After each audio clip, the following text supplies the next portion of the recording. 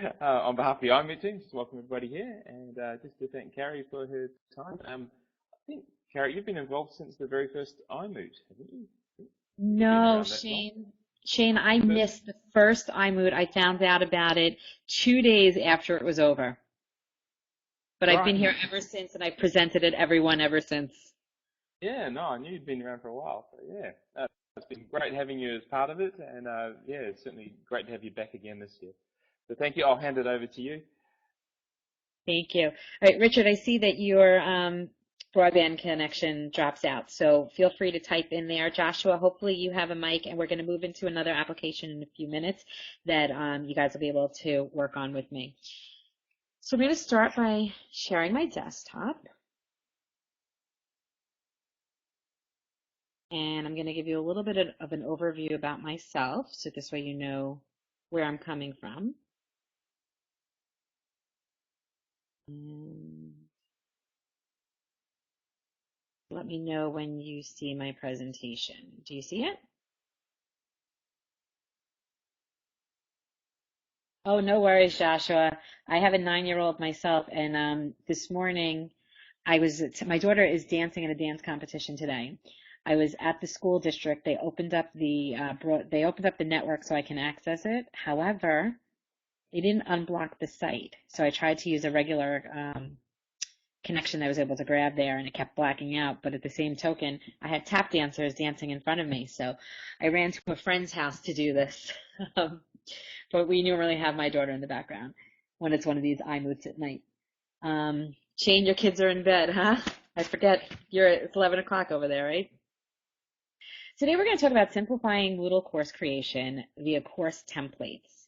We're going to get into what I mean by a course template in a moment. So first, who am I?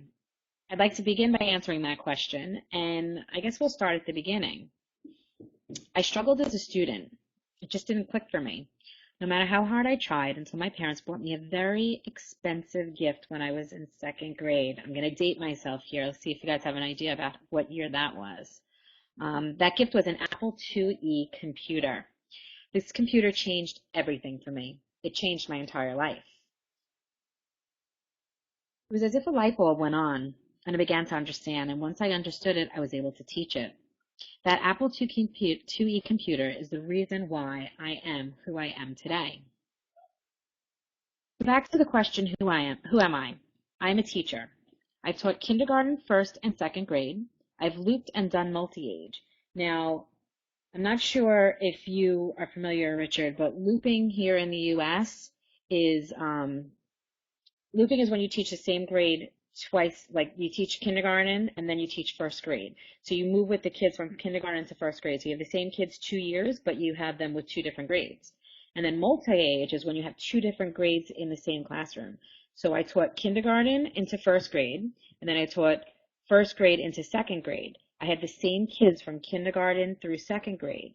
But once my kindergartners became 1st graders, I now had half of a class that were kindergartners again. So I had kindergarten and 1st, then I had 1st and 2nd, and I had 2nd and 3rd. So it's challenging because you have to change everything you do every year. So you can't do the same projects of any sort. Even like the Mother's Day projects that go across grade level, you can't do the same thing because you have the same kids 3 years in a row. So I know that sounds impossible, and trust me, at times I thought it was, but I wouldn't change it for the world. It was the most rewarding aspect of my job, was helping students find and turn on their light bulb, be it through art, through music, or through technology. Yes, so you had a similar situation. You know how hard that is, right? Approximately 10 years ago, maybe a little longer, I left the classroom to become an instructional technology specialist.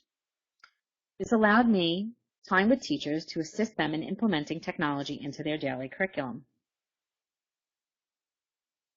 I strive to make the world a smaller place by breaking down the walls of the traditional classroom and connecting teachers and students in collaborative projects.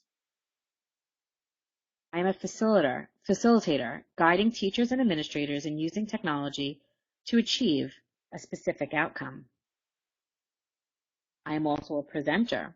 I presented at numerous local and national conferences, and international, since I've been doing the last 4 iMoots. Since I have left the classroom, I focus primarily on the different ways to implement Moodle into the curriculum and helping school districts create Moodle communities to foster learning both for teachers and for students. I also have the hardcore Moodler badge. Very proud of that. If any of you were in the sessions last year, I'm sure Shane can attest. I had surgery 2 days after iMoot, and I was a little drugged up with painkillers when I was presenting, but it all went very well, thank God. But most and foremost, I am a Moodler. For the past 8 or 9 years, I've been focused primarily on the different ways to implement Moodle into the curriculum and helping the school districts create those different communities, be it for education, for teacher training, for students to learn something, or if it was something for them to, sorry, let me turn this alarm off here, or if it was to help increase work processes in the school district. Oh, you remember that, Richard? I was a little out of it, right?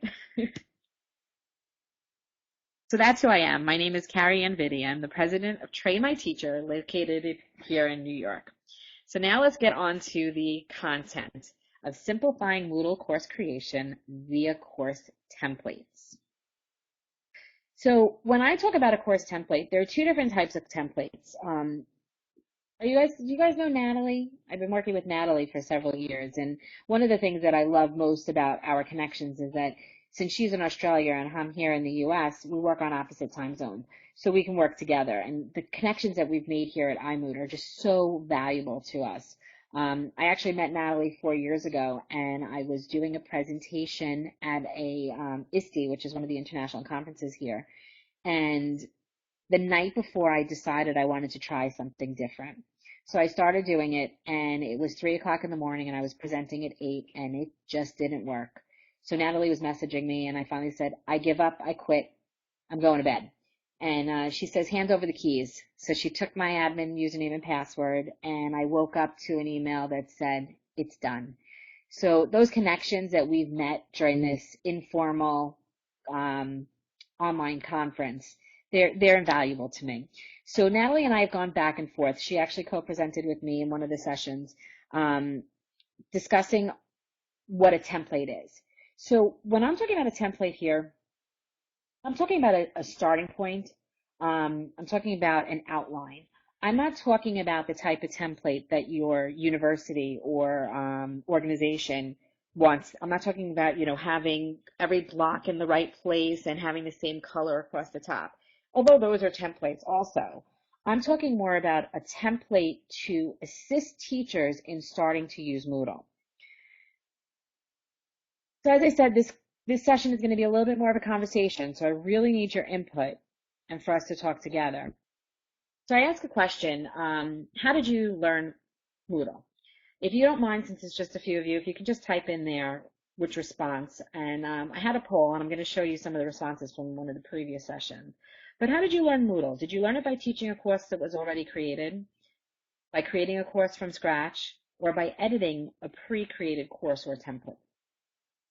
Joshua, you learned from starting from scratch, right? What about you, Richard?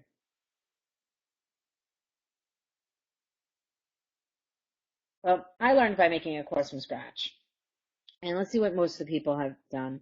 So far, we have 10 people learned by creating a course from scratch, 2 of them by creating a pre-created course template. And again, we really didn't have a lot of people before I knew it myself. I think we've all been there, Richard. So, and we only had 3 people when I took the screenshot early yesterday who had, by teaching a course that was already created.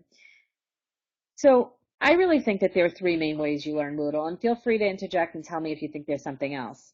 But I think the first way people learn is by teaching a course that's already created. So somebody has created a course and prepared it, and you jump in as the teacher, kind of like you're stepping in as a substitute teacher. You don't actually have the ownership over the course. You didn't create it, but it's already designed for you.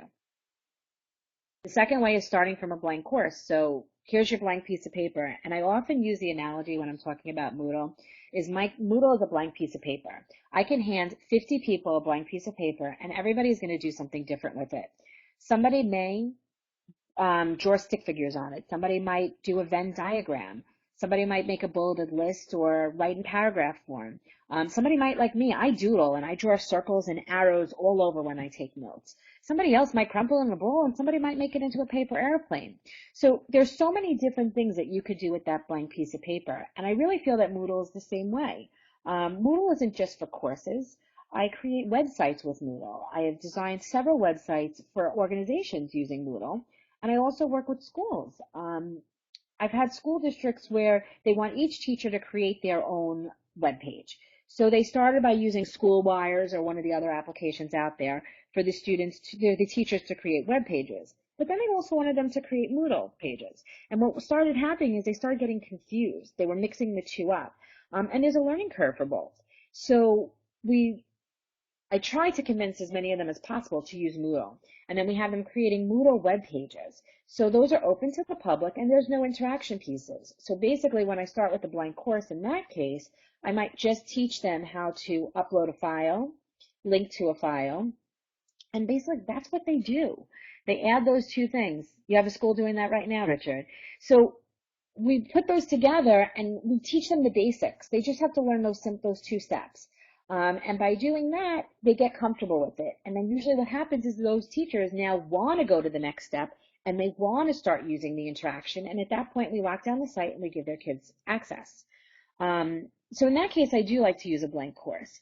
But for the teachers who are creating Moodle courses, because those web pages and Moodle courses are two very different things, I found the other way is to use a template, and we're going to look at some of the templates I've used. But first, we're going to talk about the pros and cons, and feel free, please, unmute and jump in. You put up a Moodle 2.6. Exactly. That's what I've been doing in a lot of school districts. So let's talk about the pros and cons of teaching a course that's already created. One pro is that you minimize the learning curve, right? They don't really have to learn how to do anything in Moodle other than how to participate. They get to concentrate on teaching methods prior to creation. In some cases, I think that that's very valuable to them because the creation of a course, there's a lot in depth, there's a lot of pieces to that. They have to understand how to do everything within Moodle and how to put a course together. So here they get to just concentrate on teaching methods and responding to students before they have to learn all those pieces. But there are some cons as well. The course might be too complex for them. Someone else created it. It's not their vision. They lack the teacher ownership.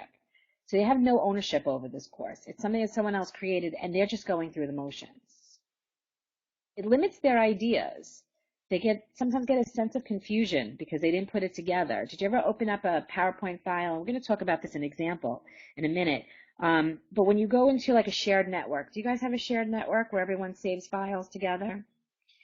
Because if you have a shared network and sometimes you go in and you pull up a PowerPoint presentation, for instance, my PowerPoint presentation, those first few slides and the slides I'm going to show you in a few minutes, you would look at those and you'd have absolutely no idea what I'm talking about. So it's dependent on me. So sometimes there's that sense of confusion when you're teaching a course that's been created by someone else because you don't know their scope and sequence. You don't know what they had in mind or what they were doing in their classroom when they put this together.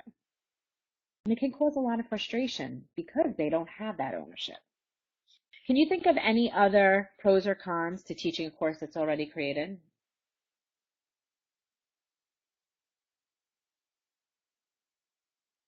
Exactly. If you can't adapt it and you can't make it your own, it makes it very difficult. If you don't have any other pros or cons, I'm going to move on to the next slide. Feel free to throw them in if you do. The chat box on Big Blue Button is not refreshing for me as much as I'd like it to, so bear with me here. It looks like somebody did write something, but I'm trying to get it to move down.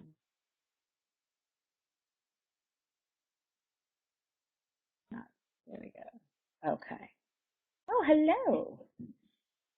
Okay, so you have a teacher at your school who's doing this now, and she's got very confused about what assignments and where in the grade book because the naming was confusing. Yes, when you're creating a course yourself, you know how you're naming everything. The pro is that you get new ideas about how you could teach a subject. Yes, Shane, I agree 100%. Like I said, I think there definitely are pros and cons to both. And I also think it's a great way for somebody who's never used an online course to maybe get the idea or the concept of what an online course is, because it is very confusing to create something on your own from scratch the first time. So starting from blank course, let's look at those, and please throw in your pros in the chat box while I am typing, and while I'm showing my slides. So the pros of a blank course: unlimited possibilities. That's happened to me too, Richard. The pros of starting a course from scratch is there's unlimited possibilities. Again, it's that blank piece of paper that you could do anything you want with. But there are cons. There is a huge learning curve, right? You have to learn how to use Moodle. You have to learn what all those different pieces are.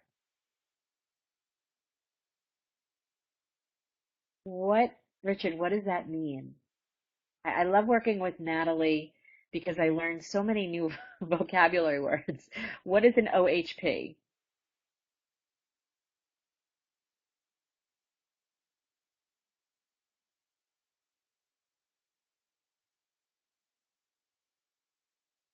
Oh, overhead projector sheets. Wow, we haven't used an overhead projector in any of our schools in a really long time. So there's a huge learning curve. There's a sense of confusion. And there's multiple learning factors. So now not only are you learning how to teach online for the first time, but you're also learning how to create a course. So there's two different pieces. When you're learning how to teach online for the first time and you're creating your own course, I mean, I spend a lot of time with my new teachers talking to them about the different types of forums and the different types of questions. What is a good question? What isn't? How if you're using a single simple discussion, you can't have a question that has any kind of remote response or answer. It has to be open-ended. And I always tell my teachers that a single simple discussion should draw from the students. So instead of asking, what are I don't know if you're familiar with the book, Tuck Everlasting, but there's a stranger in it. And instead of saying, what did you think of the stranger? Or did the stranger do something incorrect? Or whatever you want to say. You might say, how did you feel when this happened? Have you ever had a similar situation in your life? How did you respond to that? Because that opens up the door, and it makes them have to dig deep to find something to respond to. And the same thing when you're using the standard form for general use. I always tell teachers they have to come up, and I'll show you an example in a minute. They come up with something in the top area that they have to read through. A standard form, each student should have to be coming up with their own individual topic. I give them specific instructions. Put the subject as the name or a brief description. Then I tell them to write their response, whatever I want them to write. But I also tell them that they have to respond to a minimum of 3 peers. Otherwise, you end up with a discussion forum filled with individual responses. So it's very important that they understand how to teach online, but they also have to learn which elements to do things in. Are there any other pros or cons from starting from a blank course that you could think of?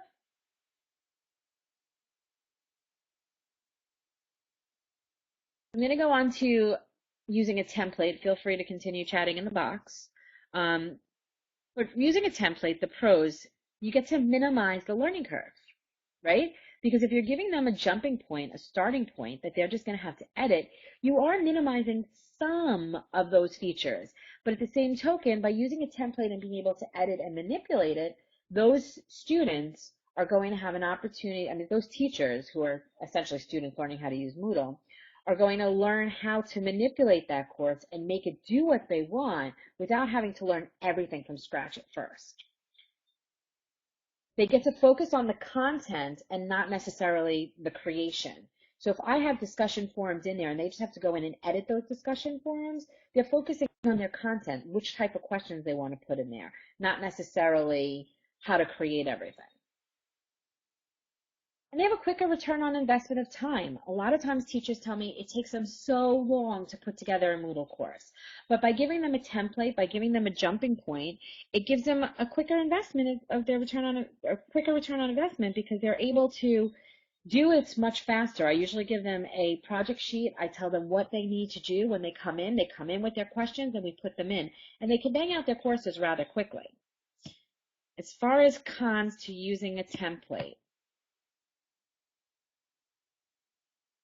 I don't know. Tell me. Do you have any cons to using a template?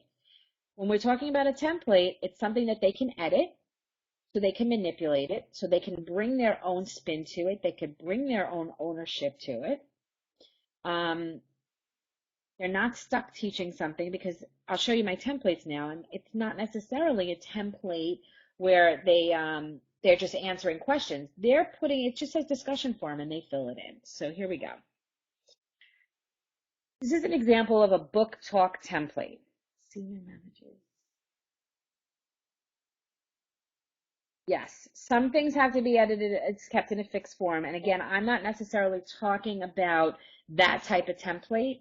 I'm not talking about, creating the look and feel and saying online users should always be on the right, recent activity should always be on the right.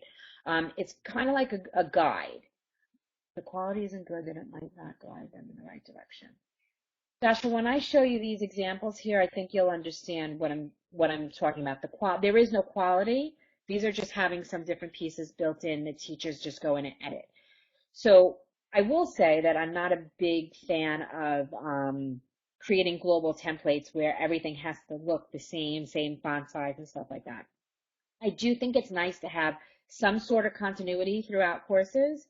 I did also, and Natalie and I were talking about this in one of her sessions, I have done some research, and there is I wish I had it in front of me, but there is an article that talks about menus and the placement of content on menus. So they talk about how the specials should always be placed to the right, because your eye ends on the right and that's the last thing you see. So when I design my courses, I tend to have on the right-hand side the things that are changing, like recent activities, and on the left-hand side the things that are static. Now, I do tell my teachers that I think that that's a good process, but I don't always mandate them to do that. Some school districts have. But Shane, have you found that also? And that's one thing I find frustrating with a lot of the themes, because I love all these different themes, but a lot of them have the two columns on the right. And I really like on the left-hand side, and the reason why I like that on the left-hand side, those are the ones that they tend to dock, the things that they don't always need. They don't need to go into a lot of the boxes that we have. But on the right-hand side, I like to have the online users. I like to have the recent activity or the latest news, postings, or, the calendar, because those are the things that change. So I tell them to keep that stuff to the right because it draws their eye to the right. So now, Richard, here's one of actually, no, it was Joshua who said about the quality. This is a template that I use. So a book talk here in the U.S. is kind of like a book conversation. We read a book together and we talk about the book, okay? I know that there's another word in the U.K. and I can't think of what it was, but for a book talk, it's like a book discussion, like a round table or a literature circle, okay? So I give this template to teachers. See, it says title at the top. It says chapters, discussion question 1, discussion question 2, discussion question 3, question of the week. I give them 3 questions. What I do is I tell them to take their book, and I say to them, this is your book. You have, how many sections do you want to break it into? Chunk it out, come up with a couple of questions. You might come up with 1, you might come up with 2, you might come up with 3. Yes, I agree with you, Joshua. But you might come up with however many questions you want. You don't have to have a question of the week. I give them this template so that they don't have to go add a discussion forum. Which forum do I want? They're just going to go in and edit it. So if I was to click on that discussion question 1, it says type open-ended discussion question here. All they have to do is hit edit and type their question. So we're just eliminating the process of learning and that little bit of overwhelmness that they get when they have to start actually creating things. The same thing for the question of the week. It simply says type poll question here and choices below. So when they open this up to edit, they see where they're going to type it, and then they see the word choice below, and they change those choices, okay? So I've done this with teachers, and here's an example of one of the books called Crash. The teacher said that chapter 1 through 7 works good, then 8 through 14, 15 through 21. She came up with 3 discussion questions, 2 discussion questions. She just hid or deleted the extra one there. They didn't have to use them. It's just to help them get started. If I was to click on one of those, what do you think about the way Crash behaves at Penn's house? Give examples to support your answer. So the teacher goes in, they type, they edit it, and that's it. They're done. And now they have ownership over this content because it's their questions. They have ownership over this course, and if they wanted to add something else, go for it. If you want to add a quiz in there, go for it, by all means. But it gives them that jumping point and that first place to start. Here's Crash again, and here's a poll. Which character, Crash or Pen, would you rather have as a friend? Okay, because they use these questions for discussion points in class. Now this next one, you're going to notice that my slides are pulled from a number of different places. Some of them have old dates, and this one actually is going to have 3 different subjects on it, so bear with me. See how it says secondary mathematics, but we pulled in some, don't ask, it got a little confused in the restore, so I just left it for the screenshot quickly. This is something that we do called resources. Do you guys have shared network drives? I told you I'd come back to that before. So shared network drive here is there's a drive that everyone saves their files to. We've had a number of problems with that, from everything from somebody who deleted almost all the files off of the drive by mistake, or you open up a file, you have no idea what it is, or somebody edits the file and they forgot to save a copy to their personal drive and now their file is gone. So what we decided to do, I have actually created Moodle sites specifically for sharing resources. So we'd go to a particular school district, whatever you want to call it, and we would create discussion forums. Now, these discussion forums where it says world history, United States history, American government, those are the courses that they're teaching. That can change. It says course, when I give them the template, it will say course 1, course 2, course 3, course 4, course 5. There's as many of them there as that they need. And they're going to go in and edit this to the courses that their district is teaching. Now, I do have a template that pretty much covers high school and elementary because we've used them before, obviously. But now when I click on one of those discussion forums, you're going to see this is my example of what I think every single standard forum should have in here. It should have a little description, and then underneath it, it should have instructions. Okay, so this is a place where you can share valuable documents, PowerPoints, websites, and links to videos. If the topic that your resource pertains to is not listed, please click Add a new discussion topic and type the topic as the subject. If the topic your resource pertains to is listed, click on the listed topic and hit Reply to the previous post. Here you should give a brief description of the resource, add the link, website, or video, or attach a document or PowerPoint. So you're giving them instructions as to what to do. Now, if this was for something for students, I would also tell them you must respond to a minimum of 3 of your peers. Okay, so here you see where it says the life cycle of interactive websites, 5 cents a unit. So you would go ahead and click on one of these or add a topic. And the nice part about this is a shared network drive is only for files. Well, this is no longer just for files. Here we could put videos, here we could put websites, we could put Word documents, we could put PowerPoints, but we can also just describe something. So I had a teacher who, we do a project with the kindergartners, and we're talking about germs, and the teacher puts Vaseline on her hands, and she puts glitter on them. And then she shakes hands with one kid, and she has that kid shake someone else's hand, and they keep shaking hands until we see how many kids end up with glitter on their hands. So we talk about how germs spread. That's not something you could put in a shared network drive.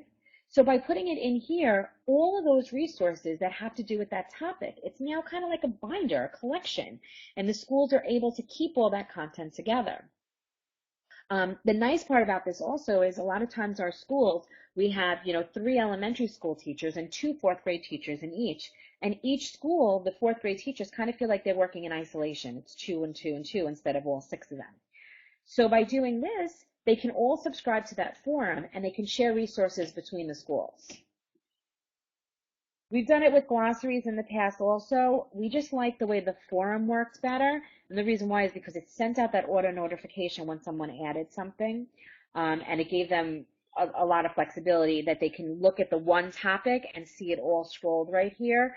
And I feel like sometimes with the glossary, depending on how you're doing it, you're like going through individual pieces, kind of like individual pop-ups, if that makes sense, because they're mostly on different pages.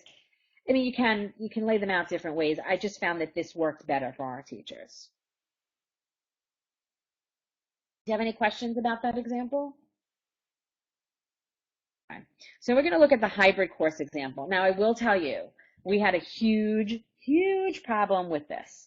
It was ideal at first until we had to do a backup and restore, and load time was slow.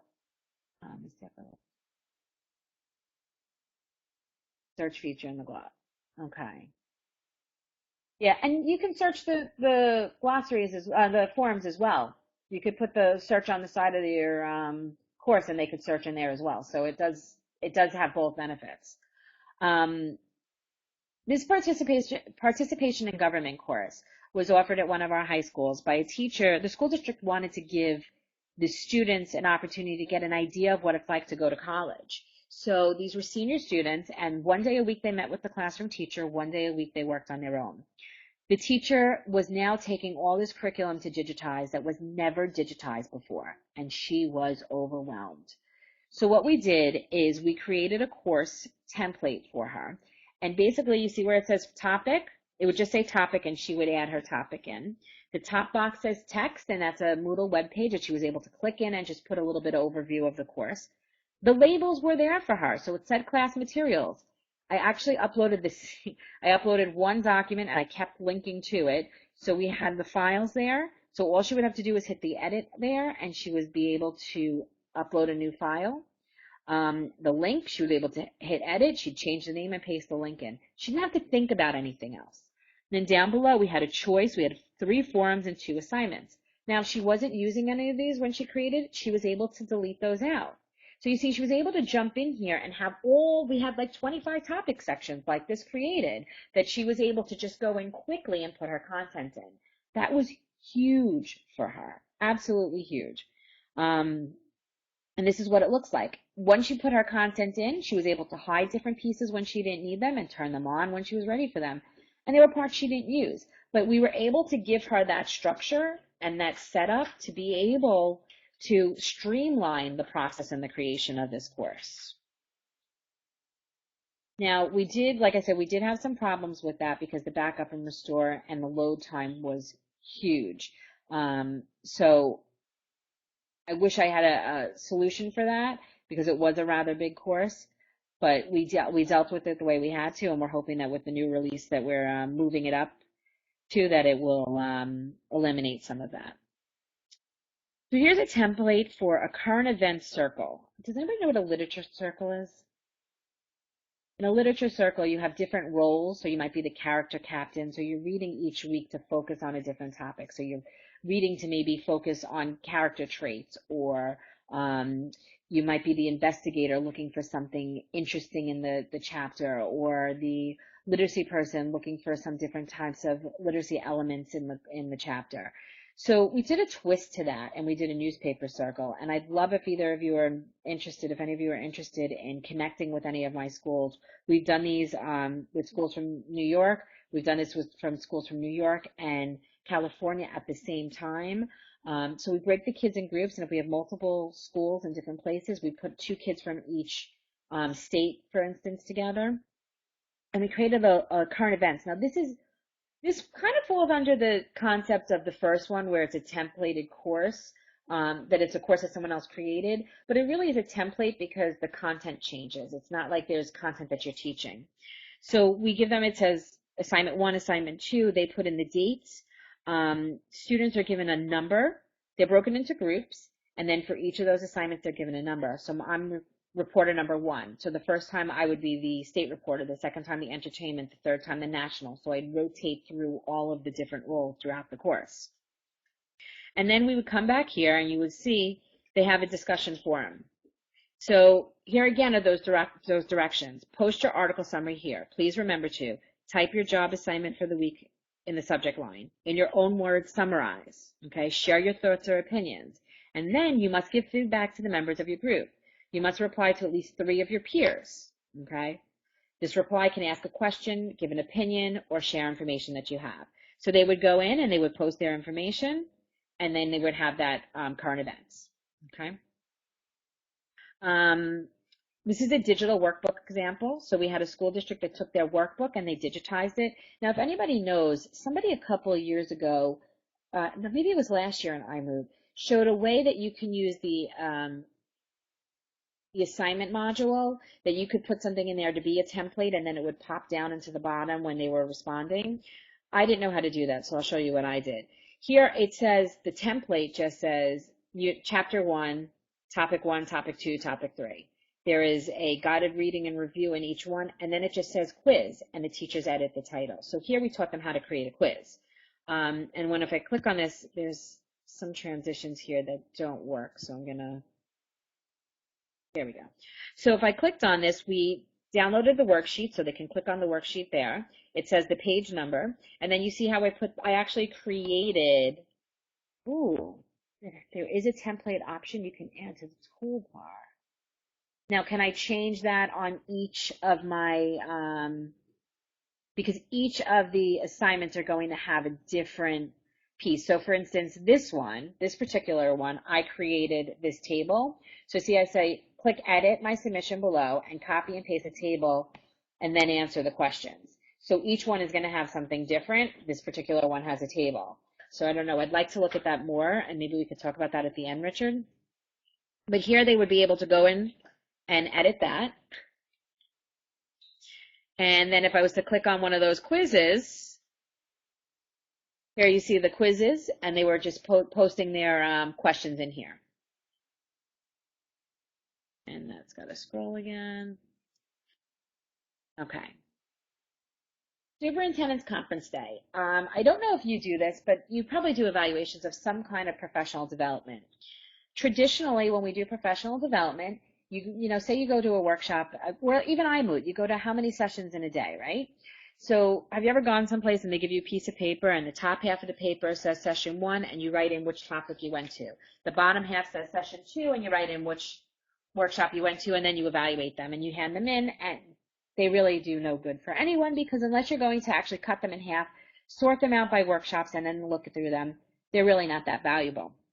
So what happened was we actually had a school district for several years that was paying the phys ed teachers to go off-site $100 a day for 6 phys ed teachers to go to a workshop, and nobody ever paid attention to those evaluations until the year we decided to do this. We wanted to give them one sheet to look at to be able to evaluate each workshop.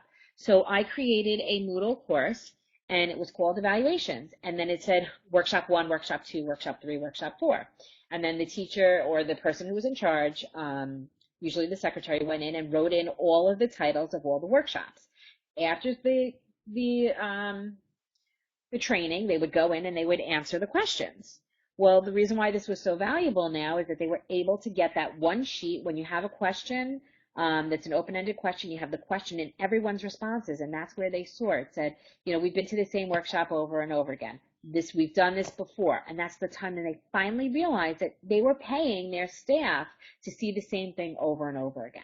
So this is a very valuable way, and again, it's just a template because it's a starting point to use this to now edit to get the content that you want. We do portfolios, so new teacher portfolios. This one was really just some labels, and yes, that's an old date in there because I just pulled some screenshots together.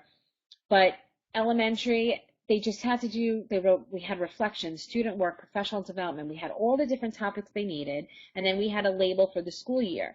All we taught the teachers how to do were upload files. They uploaded PowerPoints, they uploaded Word documents, whatever they needed, and then they were able to take this content, and then the following year, once they learned how to use Moodle a little bit more, they would then put in a new label underneath it that said the following year and add their resources for the following year. You can't see the scrolling that went through all of the different topic areas, but I hope you can get an idea for what this is. Again, it's a very simple template. All it is having topic sections and labels and teaching them how to upload. But again, it gives them that jumping point and that starting place to go from. So now I really want to start this conversation. So I'm going to show you what I'd like us to do, and then we're going to click over to another link. I really want us to brainstorm. By brainstorming, I think we could take all of our individual ideas to put them together and hopefully come up with some great ideas that we can share with each other. So the first thing we're going to brainstorm, and I'm going to go through the next 3 slides and then we're going to jump out. So the first thing we're going to do is, what elements make a good course? Are there any things that you think that should be in all courses or in a wide variety of courses? Maybe things specific for student interaction courses opposed to other things. And then what types of courses can we build templates for? Okay. Then what I'd like to kind of do is, this slide just kind of shows you how we can move them around and kind of write things underneath it. So I'm going to go off into that. And then my goal is hopefully I can convince somebody to build these courses and these templates with me, and we could share them together. So I'm going to go now back to Firefox, and I'm going to give you a link.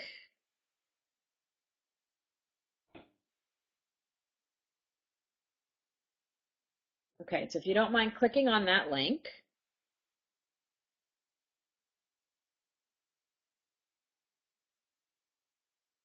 So once you've clicked on that link, we're going to be in Padlet. If you haven't used this before, you just simply double click, and then you could type your name, or you don't have to, and then you can write something below. So what elements do you think are important to have? And please turn on your mics. What elements do you think are important to have in courses? Hi, Josh.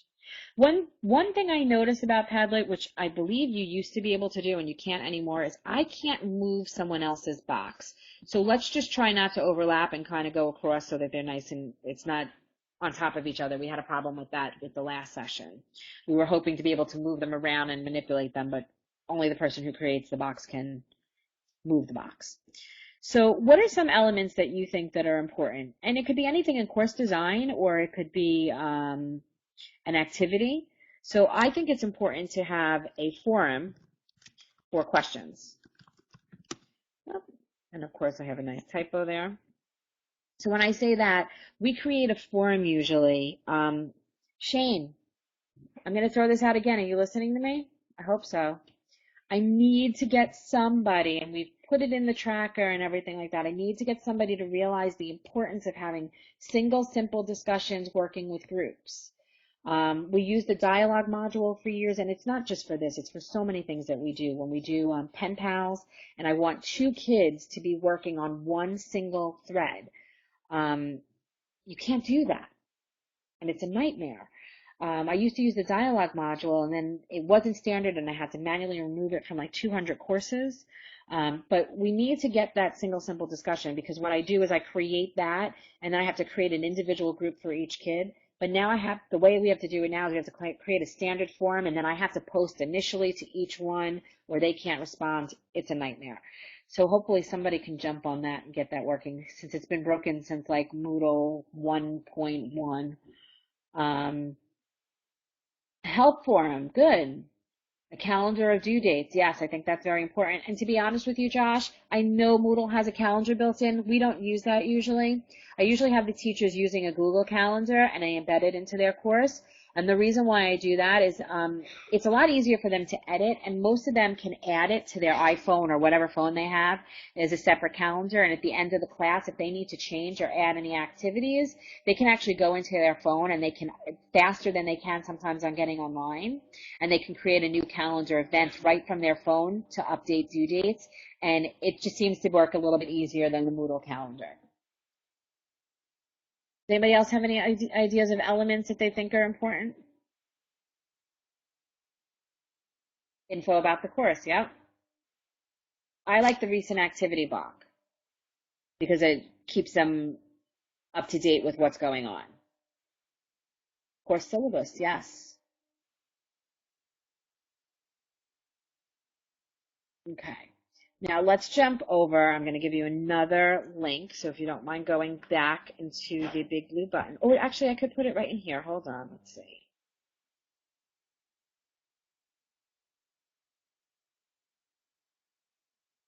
That link should be hot for you. So if you go ahead and click on that, it's going to take you to info about the course, facilitator, teacher, creative spaces. Yes, Shane, I agree with you on all of those. The progress bar. Josh, I have not used the progress bar yet. Now, is that a module that we have to add, or that's not standard yet, right? I'm so hesitant sometimes to use things that are non-vanilla Moodle, because I've had, like I said, I had to manually touch 200 courses, and it scares me. Right. Richard, I think third-party plugins are great. Shane, don't get mad at me for saying this. I know you've heard me say it before.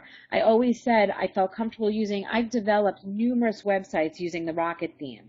And I felt comfortable because, Julian's not going anywhere, and he's in charge of the Rocket theme. but Julian's gone, and I'm hoping that someone continues to update. Sorry, Shane, I had to throw it in there. But I'm worried about putting those pieces into each of my courses or building something with a theme like that, and then what if it stops being added? It scares me. I mean, I have like 6 websites right now built with Rocket, and I don't want to see what's going to happen. Exactly. Okay, so let's go ahead to that second link that I put in there, and it says template ideas. So give me some ideas. What kind of courses do you think we can create templates for? I hope somebody takes up Rocket. I'm just going to say that a million times until I know somebody does.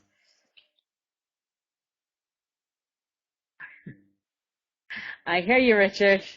I had heart failure. But what kind of courses can we create templates for? So think about it. I think one of the courses we can create a template for is a newspaper.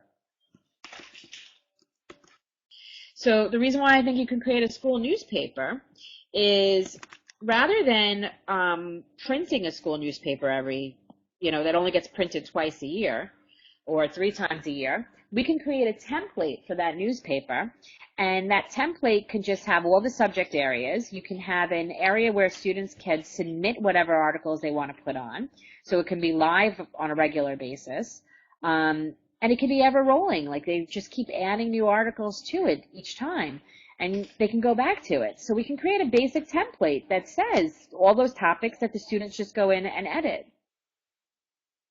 We will.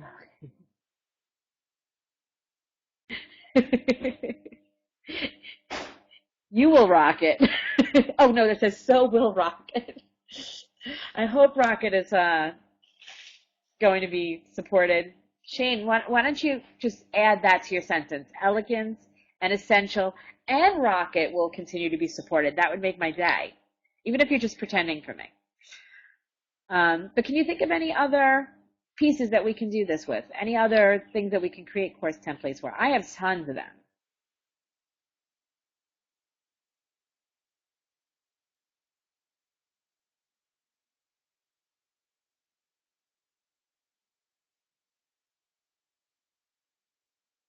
Well, I'll show you some examples that my first session had.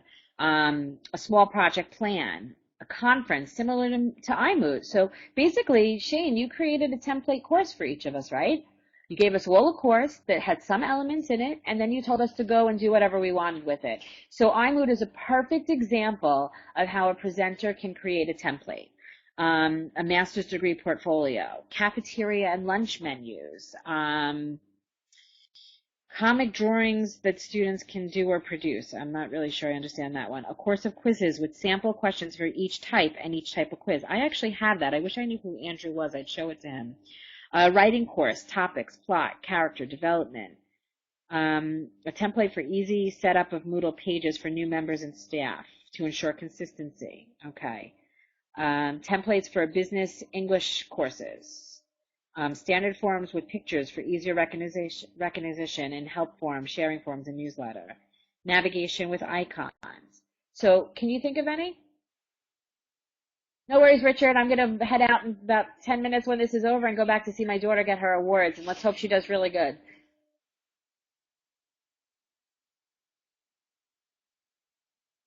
Excellent. I might reach out to you, Richard, to hear more about that. So if you have any, your brain is going fuzzy. I was that way while I was in Natalie's session the other night at like 2 in the morning. But if you have any other feedback or you have any templates you'd like to share, I did put in a glossary in the iMoot course that you can share, and Natalie's put some templates up there, and I'm going to put some of my templates up there as well. And then we can move forward from there. We hope to have this conversation and continue talking and continue developing and putting things together and working as a community on this. I agree, Shane. There is an unlimited list that we can create.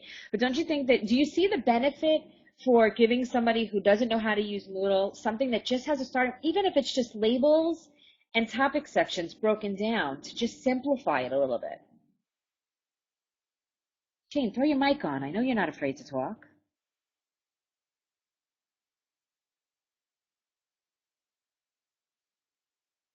Oh, it wasn't about being afraid to talk. It was that I might not make sense.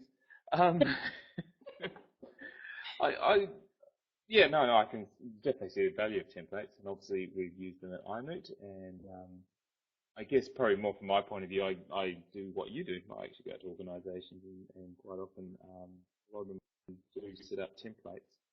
I was going to ask the question of you though. Do you see? So let's say we're going to a school, so it's a very specific organisation or client that you're dealing with, and you set up templates for teachers who are just starting with Moodle.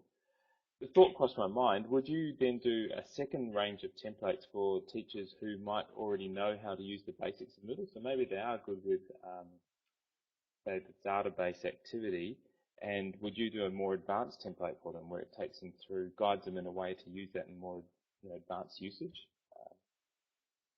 Definitely, we can do that. And I think that the benefit of this is that you start, I primarily think of this, usually I work with templates when I need somebody to create something quickly, like those book talks. They just want to create them quickly. They're individual courses for something specific, like just a book that they're only going to work on for 3 weeks. So they don't want to spend a huge amount of time working on this because it's a 3-week course. Right? And it's not even a full course. It's just one section of what they're doing. It's a add-on to what they're doing in their curriculum. Maybe not even a half hour a day of what they're working on, but they want to have them working online together. So by doing it, it just gives them that quick way to put it together. What I've found is that then the teachers start to learn the different pieces and the different features, and they say, oh, you could do this with the database? Well, how can I do that? The reason why I like it is a new teacher who's never done anything becomes familiar with the terminology of Moodle. Rather than going and adding and editing everything, they turn editing on and they just hit the hand to edit. Once they hit the hand to edit, they start to see that format because all they're doing is typing in the areas that they need to, right? But they see all the other questions. So it's not as overwhelming then if they want to create a database or they want to start creating additional pieces on their own. And then they look at it and they say, oh, wait, I could create a form. I could just copy the settings from this one. So it just gives them that hand-holding to kind of push them forward to get them going. But I definitely think we can create templates for higher level students or teachers, and there's a variety of things. Like the template for that the resources I showed you. We use that district-wide. We just make one copy, we give it to them. And then they're able to manipulate it and use it any way they want. It doesn't necessarily have to be for student use in like teaching an online course, but it could also be for a lot of administrative uses to simplify processes, and having that template for superintendent's conference day makes it quick and easy to edit to gather that content. Does that make sense?